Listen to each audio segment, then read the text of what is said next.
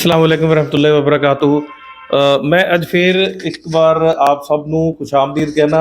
Programme ਸਾਡਾ Ramzan special ਜੋ ਹਰ ਰੋਜ਼ ਤੁਸੀਂ ਦੇਖਦੇ ਹੋ ਸਾਡੇ ਚੈਨਲ ਦੇ ਉੱਪਰ, ਸਾਡੇ ਫੇਸਬੁੱਕ ਪੇਜ ਦੇ ਉੱਪਰ ਦੇਖਦੇ ਹੋ। ਅੱਜ ਉਸੇ ਸਿਲਸਿਲੇ ਦੇ ਵਿੱਚ ਉਸ ਪ੍ਰੋਗਰਾਮ ਨੂੰ ਅੱਗੇ ਵਧਾਉਂਦੇ ਹੋਏ ਸਾਡੇ ਨਾਲ ਫਿਰ ਕਾਜ਼ੀ ਆਸ਼ਿਕ ਇਲਾਹੀ ਸਾਹਿਬ ਹੈ, ਔਰ ਕਾਜ਼ੀ ਸਾਹਿਬ ਦੇ ਨਾਲ ਜੋ ਗੱਲ ਕਰਨੀ ਹੈ ਉਹ ਸਿਰਾਤੁਲ ਤਸਬੀਹ, ਜੋ ਸਲਾਤੁਲ ਤਸਬੀਹ ਹੈ, ਉਹਦੇ ਤੇ ਆਪਾਂ ਗੱਲ ਕਰਾਂਗੇ ਕਿ ਇਹ ਜੋ ਖਾਸ ਨਮਾਜ਼ ਹੈ ਇਹਦਾ ਹੁਕਮ ਵੀ ਹੈ ਕੁਰਾਨ ਔਰ ਹਦੀਸ ਦੇ ਮੁਤਾਬਕ ਵੀ ਇਹ ਪੜ੍ਹਨੀ ਚਾਹੀਦੀ ਹੈ, ਔਰ ਇਹਦੇ ਬਾਰੇ ਕੀ ਗੱਲਾਂ ਪ੍ਰਚਲਿਤ, ਕਿਵੇਂ ਪੜ੍ਹੀਏ, ਉਹਦੇ ਵਿੱਚ ਕੀ ਪੜ੍ਹਨਾ ਚਾਹੀਦਾ, ਕਿੰਨੀਆਂ ਰਕਾਤਾਂ ਹੁੰਦੀਆਂ ਨੇ, ਆਪਾਂ ਸਾਰੀ ਗੱਲਬਾਤ ਕਰਾਂਗੇ ਆਸ਼ਿਕ ਇਲਾਹੀ ਸਾਹਿਬ ਤੋਂ। ਇਸ संबंधी आप जानकारी भी लवांगे इंशाल्लाह। आओ आप वेलकम कीजिए आशिक साहब। सबसे पहले मैं आपको वेलकम कहूँगा, खुश आमदीद कहूँगा अपने चैनल और अपने इस प्रोग्राम में। आप हमारे एक छोटे से बुलावे पे आते हैं, इसके लिए मैं आपका शुक्रगुजार भी हूँ, और आज चाहूँगा कि सलातुल तस्बीह है उस पर आप थोड़ा सा रोशनी डालें और ऑडियंस को बताएं कि सलातुल तस्बीह है क्या। लगा देते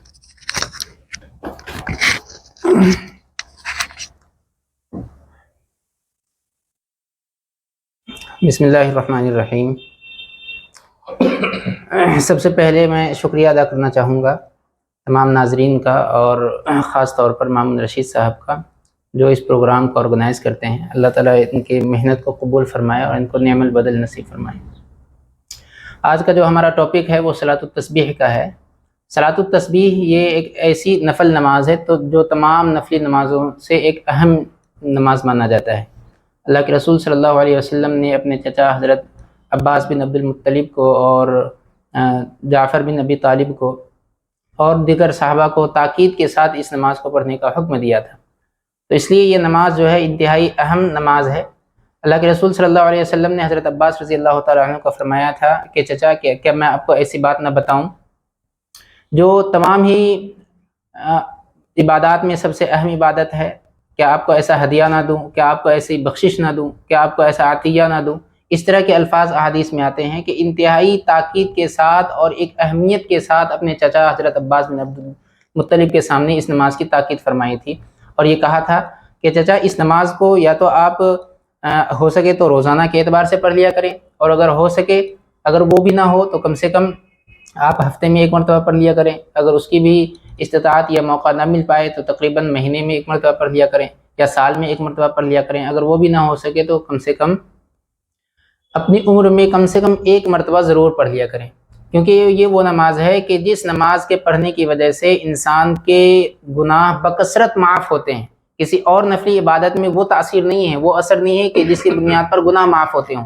सलातुत तस्बीह ऐसी नमाज है कि जिसकी वजह से, जिसके बारे में अल्लाह के रसूल सल्लल्लाहु अलैहि वसल्लम ने फरमाया था कि इसकी वजह से आगे की गुनाह, पीछे की गुनाह माफ़ हो जाते हैं, नया गुनाह, पुराना गुनाह माफ़ हो जाते हैं, कबीरा गुनाह, सगीरा गुनाह वो भी माफ़ हो जाते हैं, वो गुनाह जो हमने गलती से की वो भी माफ़ हो जाता है, जो हम जानबूझकर करते हैं वो भी गुनाह माफ़ हो जाता है, वो गुनाह जो हम छुप करके करते हैं वो भी गुनाह माफ़ होते हैं, वो गुनाह जो हम अलानिया करते हैं वो भी गुनाह माफ़ हो जाते हैं। गोया कि सलातुत तस्बीह के ये 10 फ़ायदे हैं कि अगला गुनाह, पिछला गुनाह, ये जो हमने अभी बयान फरमाया है, ये 10 गुनाह ऐसी हैं कि जो इंसान करता है, और इन गुनाहों की माफ़ी का जो परवाना है वो सलातुत तस्बीह के पढ़ने की बदौलत हमें मिल जाती है। सलातुत तस्बीह कैसे पढ़ी जाए, ये एक अहम मसला होता है। इस ताल्लुक़ से रिवायात में 2 तरीक़ा मरवी है। एक तो तरीक़ा ये है कि 4 रकात की हम नियत बांधे, 4 रकात नियत बांधने के बाद हम जिस तरीके से मामूल के मुताबिक नमाज़ पढ़ते हैं, हम सही सना पढ़ें, बिस्मिल्लाह पढ़ें, औज़ बिल्लाह पढ़ें, उसके बाद अलहम्दु शरीफ पढ़ें, कोई सूरत मिला ले, और उसके बाद 15 मरतबा ये जो तस्बीह है, सुबहानल्लाहि वल्हम्दुलिल्लाहि वला इलाहा इल्लल्लाहु वल्लाहु अकबर, ये तस्बीह 15 मरतबा पढ़ लें। उसके बाद फिर रुकू करें, रुकू की तस्बीह पढ़ें, वहाँ पे 10 मरतबा पढ़ लें। उसके बाद फिर हम रुकू से उठेंगे कोमा में, उसमें भी जो मामूल की तस्बीह है उस पढ़ने के बाद ये तस्बीह हम पढ़ लेंगे 10 मरतबा। कितने हो गए? 45 हो गए। उसके बाद हम सजदे में जाएंगे, सजदे की तस्बीह पढ़ने के बाद ये तस्बीह 10 मरतबा पढ़ेंगे। कितने हो गए? 55। उसके बाद सजदा से उठेंगे, जलसे में 10 मरतबा पढ़ेंगे। उसके बाद फिर सजदे में जाएंगे, फिर तस्बीह पढ़ने के बाद फिर ये तस्बीह 10 मरतबा पढ़ेंगे, तो ये हो गए तकरीबन 65। और फिर जो दूसरा सजदा है, दूसरे सजदे से उठने के बाद जलसे इस्तिराहत करेंगे, यानी बैठेंगे। बैठने के बाद फिर उसमें 10 मरतबा हम तस्बीह पढ़ेंगे, और उसके बाद फिर खड़े हो जाएंगे। یہ تقریباً 75 مرتبہ یہ تسبیح ہو گیا، اور اسی معمول کے مطابق آپ کو پوری رکعت مکمل کرنی ہے. تو اگر 4 رکعت میں پڑھیں گے تو مکمل طور پر یہ 300 تسبیحیں ہو جائیں گے، اور 300 تسبیحیں مقرر ہیں اس میں. ایک تو طریقہ یہ ہے، اور یہی طریقہ عام طور پر روایات میں منقول ہیں. اور دوسرا طریقہ جو عبداللہ بن مبارک رحمۃ اللہ علیہ جو بڑے محدث ہیں وہ نقل کرتے ہیں کہ طریقہ تو یہی ہے، البتہ صرف ثنا پڑھنے کے بعد الحمد شریف سے پڑھنے سے پہلے ہم 15 مرتبہ وہ تسبیح پڑھیں گے. اس کے بعد پھر الحمد شریف پڑھنے کے بعد سورہ فاتحہ یہ کوئی اور صورت ملانے کے بعد 10 مرتبہ وہ پڑھیں گے. گویا کہ پہلی رکعت میں، پہلا قیام میں وہ 15 رکعت ہو جائے گی قیام میں. پھر ہمیں جا کر کے جلسہ استراحت نہیں کرنی پڑے گی.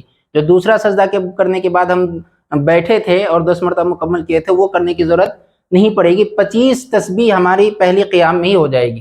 تو قیام کی حالت میں 25 تسبیح، اس کے بعد جو جس طریقے سے ہم نے بیان کیا، قوما میں، رکوع میں، دونوں سجدے میں، جلسے میں، اس طریقے سے 10 کر کے گویا کہ ہر رکعت میں 75 مرتبہ تسبیح پڑھنی ہے. اس طریقے سے صلاۃ التسبیح پڑھی جاتی ہے. صلاۃ التسبیح میں یہ دونوں طریقے رائج ہیں. مشہور جو روایات سے ہیں وہ پہلا طریقہ ہے، اور جو عام طور پر جس میں جلسے استراحت کرنا جو ہمارے نزدیک، حنفیہ کے نزدیک درست نہیں مانا جاتا ہے، مکروہ مانا جاتا ہے، تو اس روایت کے مطابق لوگ کہتے ہیں کہ دوسرا طریقہ زیادہ راجح ہے. تو لہٰذا ہم پر ضروری ہے کہ کبھی وہ بھی طریقے سے ہم صلاۃ التسبیح پڑھ لیا کریں، کبھی اس طریقے سے بھی صلاۃ التسبیح پڑھ لیا کریں، اس میں کوئی حرج نہیں ہے. صلاۃ التسبیح کے تعلق سے ایک اہم بات یہ بھی کہ کیا کوئی خاص صورت ایسی ہیں کہ جو ان میں پڑھی جاتی ہیں. تو اس تعلق سے روایات میں ایسے کوئی خاص صورت منقول نہیں ہے. البتہ فقہا نے یہ کہا ہے، کیونکہ یہ تسبیح والی نماز ہے، اس میں تسبیح بہت زیادہ پڑھی جاتی ہے، تو لہٰذا اس نماز پڑھنے میں انہی صورتوں کا انتخاب کیا جائے جس میں تسبیح کا ذکر زیادہ ہے، یا جس کا ذکر یسبح سبح باسم ربک اس طریقے کا جملے سے صورت شروع ہوا ہے، تو بہتر ہے کہ اسی صورت کو پڑھا جائے. لیکن جو لوگ ان لمبی صورتوں کو نہیں پڑھ سکتے ہیں تو اس کے لیے بہتر ہے کہ سورہ الہاکم التکاثر پڑھ لے، سورہ کافرون پڑھ لے، سورہ عصر پڑھ لے، سورہ اخلاص پڑھ لے. تو اس طریقے سے صلاۃ التسبیح پڑھی جاتی ہے. اللہ تعالیٰ رمضان المبارک کے اس مبارک ساعتوں میں بکثرت ہمیں اس نمازوں کا اہتمام کرنے کی توفیق عطا فرمائے. بہت ایک اچھی جو گل دسی ہے قاضی صاحب نے کہ صلاۃ التسبیح ایک بہت بہترین عبادت ہے، اور جس پر خاص طور پہ اللہ کے نبی نے پورا مطلب دباؤ دے کے، پورا زور دے کے کہا ہے کہ عبادت کرنی چاہیے. اور ایسے ہی اور ویڈیوز کے نال حاضر ہوتے رہیں گے انشاءاللہ. تسی جڑے رہو اور انہاں ویڈیوز نو کائنڈلی شیئر بھی کر دیا کرو اور لوگوں تک بھی جانکاری پہنچے. جانے سے پہلے ایک بار آپ کا بھی شکریہ ادا کروں گا. ایک بار پھر بہت بہت شکریہ. شکریہ، جزاک اللہ.